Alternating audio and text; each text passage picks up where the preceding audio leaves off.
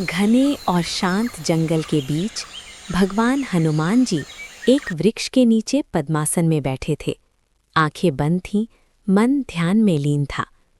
उनके पास जमीन पर उनकी सोने की गदा शांत प्रकाश बिखेर रही थी। जंगल में सब कुछ स्थिर था, बस पत्तों की सरसराहट और हवा की हल्की आवाज। उसी जंगल में एक चोर भटकता हुआ आया। उसकी नज़र अचानक उस चमकती हुई गदा पर पड़ी। वो इधर-उधर देखने लगा और लोभ उसके मन पर हावी हो गया।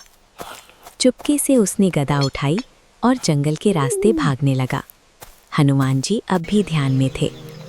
कुछ समय बाद हनुमान जी ने धीरे से आंखें खोली। गदा वहां नहीं थी, पर उनके चेहरे पर क्रोध नहीं, बस एक शांत मुस्कान थी। वे बोले, लोभ मनुष्य को अंधा कर देता है।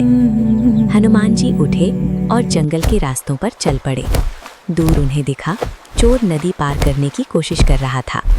नदी के किनारे पहुंचकर हनुमान जी ने आकाश की ओर देखा और अगले ही क्षण वे हवा में उड़ चले।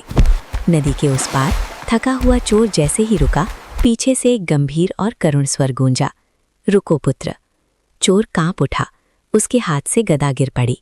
वो घुटनों के बल बैठ गया और बोला, प्रभु, मुझसे गलती हो गई, मुझे क्षमा कर दीजिए।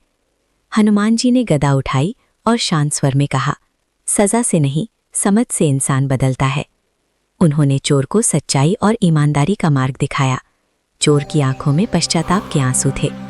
हनुमान जी ने उसे आशीर्वाद दिया और कहा, सच्चा बल वही है जो सही रास्ता